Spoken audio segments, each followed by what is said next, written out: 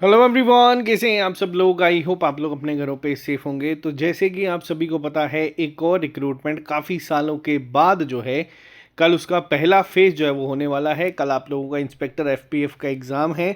तो जितने भी बच्चे इस एग्ज़ाम में अपेयर होने वाले हैं, सबसे पहले तो ऑल द वेरी बेस्ट। आराम से पेपर में जाओ, बैठो, जो चीज़ें आती हैं उसको अटेम्प्ट करके आओ। लास्ट मिनट टिप्स आप लोगों के लिए मैं यहाँ पे कुछ लेके आया हूँ। जो लोग इस चैनल पे नए हैं, आप इस चैनल को सब्सक्राइब कर लीजिए ताकि आपको हर एक अपडेट मिलता रहे। वीडियो शुरू करने से पहले बता दूँ, आज रात ठीक 12 बजे तक आप लोगों को 50% डिस्काउंट जो है वो अवेलेबल है। अगर आप लोग कोई भी कोर्स टेस्ट सीरीज ज्वाइन करना चाहते हैं, आप लोग कर सकते हैं। फाइनेंस अकाउंट असिस्टेंट की कई बच्चे डिमांड कर रहे थे कि टेस्ट सीरीज की, तो वो भी अवेलेबल करवा दी गई है। लेकिन अभी बात करेंगे इंस्पेक्टर एफपीएफ के बारे में। देखो, सबसे पहली चीज़ आपको बता दूं, एक बहुत पुरानी रिक्रूटमेंट है, वैकेंसीज भी इसमें लिमिटेड है। एस्पिरेंट्स जो हैं इसमें काफ़ी कम थे जिन्होंने इसको अप्लाई करा था। पहली बात तो मैं आपको ये बता दूं। दूसरी चीज़, जैसे जैसे टाइम बीतता गया, बहुत कम बच्चे ही ऐसे बचे हैं जो इसके लिए सीरियस हैं। तो यानी कि आपको कंपटीशन कल कम देखने को मिलेगा। जैसे वाइल्ड लाइफ गार्ड में काफ़ी सारे बच्चे एब्सेंट थे, हो सकता है कि कल कई सारे बच्चे आपको इसमें भी यहाँ पे नहीं देखने को मिले। तो जिन बच्चों का ये एग्ज़ाम है, पहले तो अपने दिमाग में बिठा लो कि एक गोल्डन चांस आप लोगों के पास है इसको क्वालिफाई करने का, अगर आप लोगों ने इसके लिए मेहनत करी है। दूसरी चीज़, देखो ये है 10 सेक्शंस में डिवाइड, जिसमें 2 सेक्शंस हैं, मैथ और आपकी साइंस, जो 20-20 नंबर की है। उसके अलावा इसमें 8 सेक्शन है तो जो 10-10 नंबर की बनाई गई है। अब जेकेएसएसबी के रीसेंट पैटर्न के अकॉर्डिंग मान लेते हैं आपको हो सकता है 1 से 2 सेक्शंस कल डिफ़िकल्ट देखने को मिल जाए। जैसे मान लो कल आप लोग पेपर में बैठे हैं, आपको अगर इन्वायरमेंट इकोलॉजी डिफ़िकल्ट दिख गई तो वहाँ पे आपको घबराना नहीं है। वहाँ पे गारंटी के साथ मैं आपको कहता हूँ, जैसे वाइल्ड लाइफ गार्ड एक सबसे बड़ी एग्जांपल है, उसमें भी जैसे जीएस मॉडरेट टू डिफ़िकल्ट करी गई थी, तो आपका मैथ रीजनिंग बहुत बहुत बेसिक था। जो बच्चा वहाँ पे इस एग्ज़ाम को क्वालिफाई करेगा ना, वो 40+ आराम से स्कोर करके आया होगा। और यही चीज़ हम लोगों को फॉलो करनी है। अगर मैं बात करूँ इन्वायरमेंट इकोलॉजी की, जनरल इंग्लिश की, या फिर अगर मैं बात करूँ मैथमेटिक्स, देखो अब यहाँ पे कुछ टॉपिक्स ऐसे हैं जिसमें क्वेश्चंस डिफिकल्ट बन सकते हैं और कुछ क्वेश्चंस ऐसे हैं जो इजी ही होंगे। ठीक है, तो आप लोगों को एक स्मार्ट अप्रोच कर लेके चलनी है। आप लोगों को पर्टिकुलर क्वेश्चंस पे टाइम जो है वो वेस्ट नहीं करना है, ये सबसे पहले अपने दिमाग में बिठा लेना। अगर मैं बात करूं सॉल्व करने की, तो वहाँ पे आपको 20 नंबर का मैथमेटिक्स है और 10 नंबर का आप लोगों का यहाँ पे मेंटल एबिलिटी है जो आप लोग देख रहे हैं। और ये सेक्शंस टोटल सिर्फ 30 नंबर का पेपर कल 120 में से होगा जिसको आपको सॉल्व करना होगा। तो टाइम मैनेजमेंट का इशू नहीं आएगा। ठीक है, वहीं अगर मान लेते हैं आपकी जो कुछ सेक्शंस है, फिर उसमें जीके आ गई या आप लोगों की जो अलग से हिस्ट्री गिवन है, इसमें हो सकता है आपको स्टेटमेंट बेस्ड क्वेश्चंस देखने को मिले। और देखो, स्टेटमेंट बेस्ड क्वेश्चंस में एक अप्रोच आपको ध्यान रखनी है।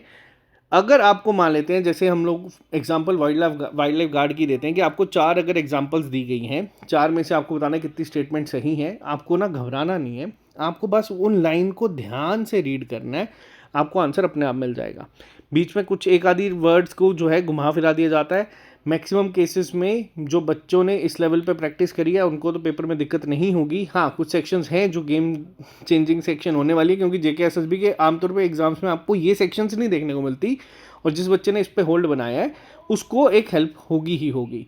अब जाते जाते लास्ट में आप लोगों को 3 चीज़ें यहाँ पे मैं रिकमेंड करूँगा। पहली चीज़, एग्ज़ाम ज़रूर देने जाना अगर एडमिट कार्ड आया है तो। बाकी चीज़ें दिमाग में मत लेके चलना कि पुरानी रिक्रूटमेंट है, तैयारी कम है, पेपर डिफ़िकल्ट आएगा, सिलेक्शन में नाम होगा नहीं होगा। अभी के लिए आप सब बच्चे ना क्वालिफाइड हो। ठीक है, आप सब बच्चों ने क्वालिफाई कर देना है, इसको ये दिमाग में लेके जाना।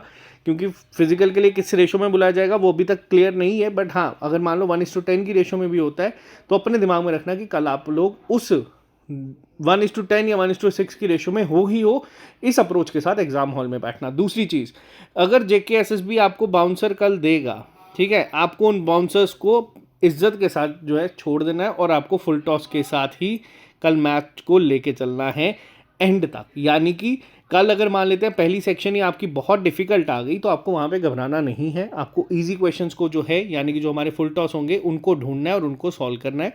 और उसके बाद एंड में आके इन क्वेश्चंस को देखना। फिर अगर स्टेटमेंट बेस्ड क्वेश्चन स्टार्टिंग में ही आ गए, आप उसको एक बार एक रीड करना। अगर आपको लग रहा है कि ज़्यादा स्टेटमेंट बेस्ड है तो आप पहले 1 लाइनर क्वेश्चंस को ढूंढना शुरू कर देना।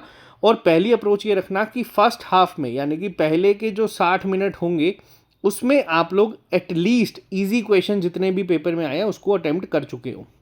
उसके बाद सेकेंड राउंड में जाना और जो स्टेटमेंट बेस्ड क्वेश्चंस हैं उस पर तब टाइम इन्वेस्ट करना। ताकि पेपर में स्टार्टिंग में आप लोग ना इतना ज़्यादा टाइम ना वेस्ट कर दो कुछ पर्टिकुलर क्वेश्चंस पे जिससे आपका पेपर खराब हो जाए। ये हम लोगों ने वाइल्ड लाइफ गार्ड में बहुत सारे एस्पिरेंट्स के साथ देखा है और यही चीज़ मैं आप लोगों को रिकमेंड करूँगा कि इसको कल आपको अवॉइड करना है। ठंडे दिमाग से पेपर देना और कोशिश ये रखना कि कल आप सब बच्चे महेंद्र सिंह धोनी की तरह मैच खेलें, यानी कि पेपर दे के आए। महेंद्र सिंह धोनी की अप्रोच क्या रहती है और यही चीज़ आपको कल पेपर में करनी है। आपको मैच लास्ट ओवर तक लेके जाना है, यानी कि आपको लास्ट मिनट तक पेपर जो है वो लेके जाना है। स्टार्टिंग में ज़रूरी नहीं है कि आप लोग डिफ़िकल्ट बॉल्स को खेलते हुए विकेट दे दो, यानी कि शुरू में आपको कोशिश करनी है कि जो डिफ़िकल्ट क्वेश्चंस हैं उनको इज्जत के साथ रखें, बाद में उनको सॉल्व करें और जो जो आपको इजी क्वेश्चन दिखता है, यानी कि जो बॉल आपको खेलने वाली लिखती है सिर्फ उसको खेल के करें। और लास्ट के जब 5 से 6 ओवर बचते हैं ना, यानी कि जो लास्ट के 15 से 20 मिनट बचेंगे उनमें आप लोग एक्सट्रीम डिफिकल्ट क्वेश्चंस पे चले जाना और मैं आपको गारंटी देता हूँ बहुत सारे सवाल तब भी बनेंगे। अगर आप पेपर एक बार आराम से पूरा एग्जीक्यूट टाइम मैनेजमेंट के साथ कराओगे, कहीं पे भी क्वेश्चंस में नहीं फंसोगे, घबराओगे नहीं, तो आपका पेपर बहुत अच्छा होगा और आप लोग अभी आज इस डेट तक क्वालिफाइड हैं। ठीक है, आप लोग पहला पेपर क्वालिफाई कर चुके हो, ये अपने दिमाग में लेके बैठना अगर आप इस अप्रोच पे पेपर को कराओगे। बाकी ऑल द वेरी बेस्ट। जिस बच्चे ने मेहनत करी है, कई सारे बच्चों को मैं जानता हूँ जो स्टार्टिंग से इसके लिए पढ़ रहे हैं, और कल आप लोगों का दिन है। अपने पे फालतू का बर्डन मत रखना, अपने आप से कोई एक्स्ट्रा एक्सपेक्टेशंस मत रखना कि अगर ये नहीं हुआ तो क्या होगा। देखो बहुत सारे एग्जाम्स अभी लाइंड अप हैं, फाइनेंस अकाउंट असिस्टेंट है, JKPSI है, इसके अलावा भी आपको काफ़ी सारे एग्जाम जो है वो सामने हैं। तो आप बस ठंडे दिमाग से पेपर को करके आना, बाकी जो ऊपर वाले की मर्जी होगी उसको एक्सेप्ट करते हुए हम लोग आगे बढ़ेंगे। और सबसे बड़ी चीज़ ये है कि ये पोस्ट अब ख़त्म होगी और इसका फाइनल ईयर पेपर जो है वो कंडक्ट होने वाला है। आराम से जाना, ठंडे दिमाग से पेपर दे के आना। All the very best. बहुत अच्छा पेपर होगा। कल दिन में इसी जगह पे आप लोगों से बात करेंगे, इसकी के एनालिसिस पे आएंगे और जो आपके आने वाले एग्जाम्स है फिर वो जूनियर असिस्टेंट हो उसमें क्या क्या चेंजेस हो सकते हैं वो हम लोग डिस्कस करेंगे। बाकी last time all the very best हर एक उस बच्चे को जो कल पेपर देने जा रहा है। अच्छे से पेपर दे के आना, टेंशन फ्री होकर पेपर दे के आना। बाकी बहुत अच्छा पेपर होगा। यहीं पे बात करेंगे कल 2 बजे के करीब करीब। मिलते हैं आप लोगों से जल्दी। Bye bye, take care, all the very best.